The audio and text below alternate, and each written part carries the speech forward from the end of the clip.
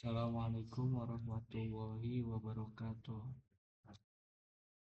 Yang saya hormati Ibu Ningsri Latifah Zulfa MKOM selaku dosen pengampu mata kuliah komunikasi data, serta teman-teman sekalian yang saya banggakan. Puji syukur kita panjatkan kehadirat Allah karena berkat rahmat dan karunia-Nya kita dapat berkumpul pada kesempatan kali ini dalam keadaan sehat. Pada pertemuan ini, izinkan saya mempresentasikan makalah yang telah saya susun dengan judul Perbandingan Model OSI dan TCP atau IP dalam komunikasi data.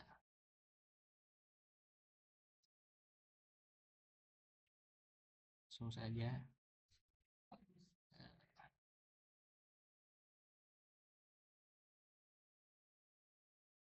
bab 1. Latar belakang.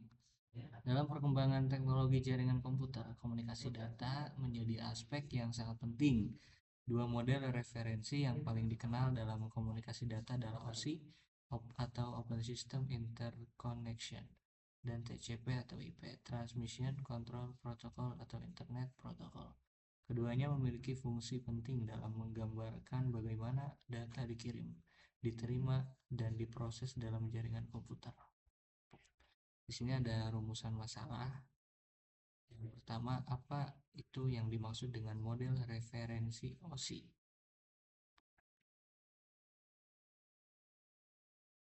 Kedua, ada apa yang dimaksud dengan model TCP atau IP. Yang ketiga, ada bagaimana perbandingan kedua model tersebut. Yang selanjutnya, tujuan penulisan. Penulisan ini bertujuan untuk menjelaskan model OSI secara rinci. Yang kedua, ada menjelaskan model TCP atau IP secara rinci.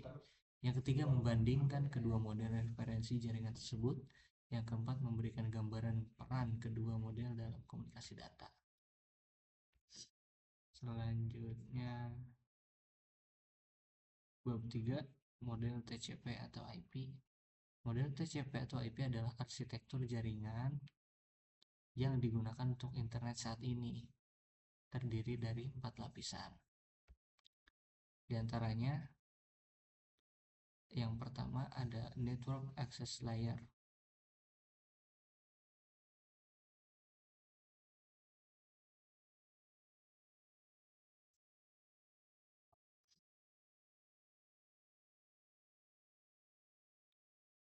Atau akses media fisik.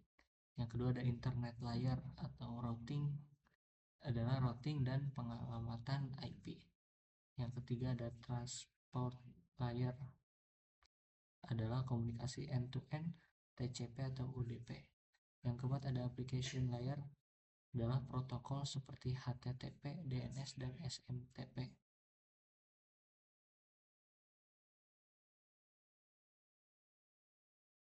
Nah, selanjutnya bab 4.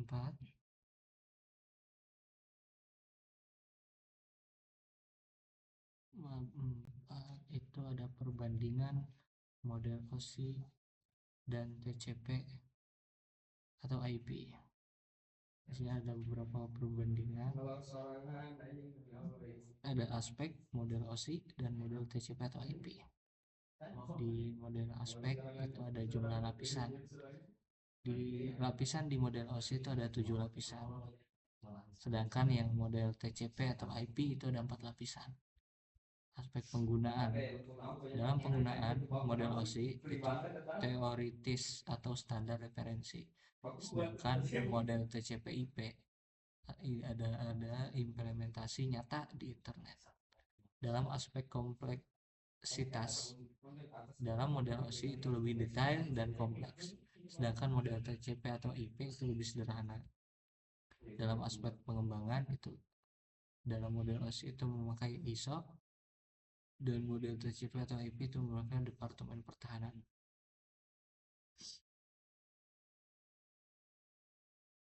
Berarti ada persamaan dan perbedaan. Dalam persamaan ini ada sama-sama digunakan dalam komunikasi data. Bisa digunakan untuk menjelaskan komunikasi data, memiliki lapisan transport, memiliki lapisan aplikasi, memiliki dan sama-sama membagi proses komunikasi menjadi beberapa lapisan. Adapun dalam perbedaannya itu ada OSI konseptual, TCP atau IP implementatif. Apa itu?